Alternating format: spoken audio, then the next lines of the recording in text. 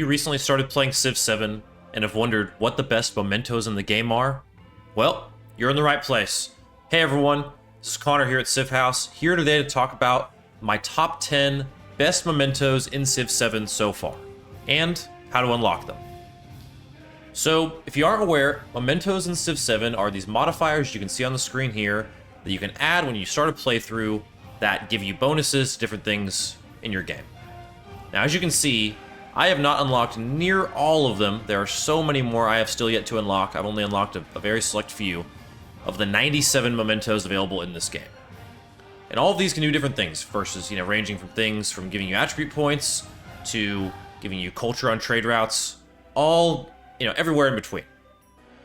But without further ado, let's look at number 10 on our top 10 mementos list, and that is going to be Lantern, which is unlocked by, I believe, hitting level 2 with Harriet Tubman.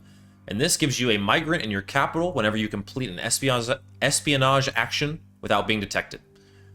So with Harriet Tubman, this is particularly for that leader, you're going to be spying constantly. It's more affordable to do so, and you get a benefit on if wars are declared against you, so you really don't mind how people are viewing you.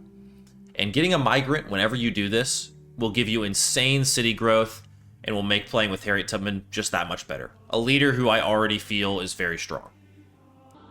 Number 9 on our top 10 mementos list is this Shisa Necklace here, and this is unlocked by reaching level 29 on the Foundation path, so I have not yet unlocked this one, but this one gives you 100 influence when you become suzerain of a city-state.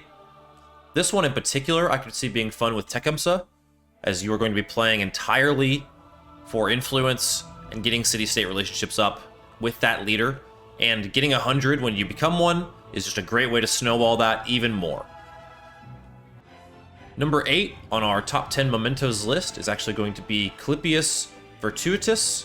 This is unlocked by reaching level 9 with Augustus, so you're going to have to play a lot of Augustus in order to get this.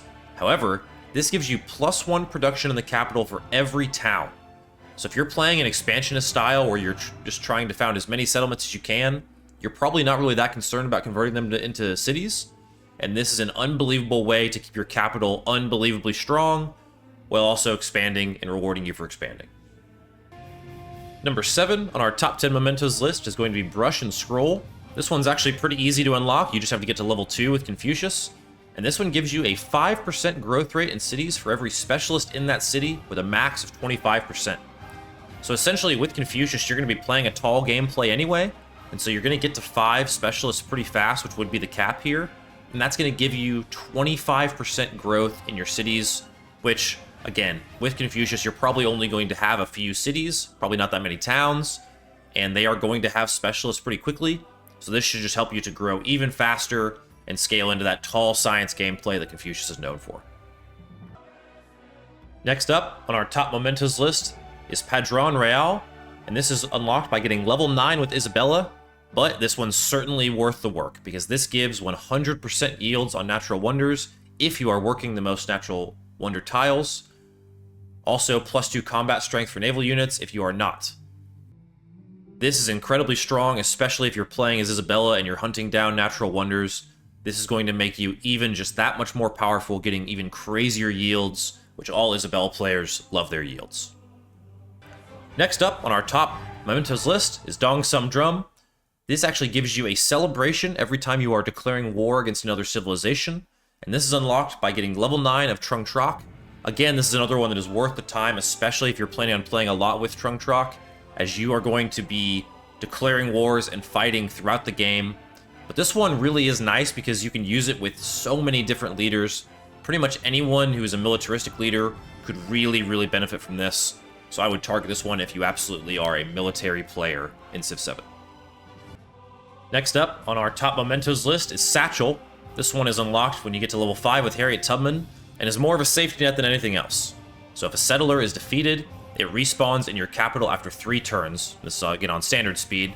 But this is a great way to, especially if you're playing with a bit riskier of a play style, maybe you're in the exploration age and you're sending your settlers out over the ocean. If they are defeated or if they're taken down, then they will respawn. So it's basically just a guaranteed way to keep your settlers. You can be a little bit more aggressive with them and almost even use them like scouts if you needed to. So this is a really fun safety net kind of way to play with settlers. Another military-focused memento here is Colada Tizona. This is +2 combat strength for units adjacent to 2 or more enemy units, and this is unlocked by reaching level 24 on the Foundation path. This is another one that is going to apply to not only just any military leader, but honestly can help you in just about any game. In the early game, you're going to be fighting independent powers in packs. In wars, you're going to be fighting units in multitudes. This is a nice, basically flat 2 combat strength in most combat situations. I find it very rare that I'm fighting just a single unit one-on-one. And even if I am, I usually have a second unit there to make the combat strength almost null and void. So this one is really great, especially for leveling out those higher difficulties where the enemy just has so much inherent combat strength already. Number 3 on our top 10 mementos in Civ 7 list is the Great Imperial Crown. You unlock this by getting level 9 with Catherine the Great, and this gives cities plus 5% science per great work on display, max 25%. This is a lot the same as the Confucius one that we mentioned earlier that helps you to scale based on specialists. This helps you to scale in a more holistic way based on great works, which you should already have playing Catherine. So again, just another way to stay as rounded as possible, which is an important part of Civ 7 games. And number 1 on our top 10 mementos list in Civ 7 is the Royal Game of You unlock this by reaching level 49 on the Foundation path, so you're going to have to play a lot of Civ 7 to get this, but this gives you plus 10% science when you're outpaced in tech by at least half the other leaders, plus 10% to culture whenever being outpaced in civics by at least half the other leaders. This is, again, a great way, especially in the late game. 10% is going to be a large amount of science and culture, and this just helps you to stay competitive. Let's say you've been focused on your military, maybe on economy, and you've kind of fallen behind on culture or science. This is a way to catch back up without having to really do any work, and that is really at the heart of what these mementos do, is they are ways to stay in games and get advantages hands off, which is so much of the heart of Civ 7, and the changes they've made with this game are trying to give players more ways to power up and feel the effects of what they're doing without having to manage 20 different things. These are just my personal top 10s. Honestly, though, there are a lot of fun mementos on this list that we really encourage you all to check out. And a lot of these are going to depend on your playstyle and what leaders you typically like to play. If you're playing Confucius constantly, you're probably going to want to just target a lot of the scientific ones.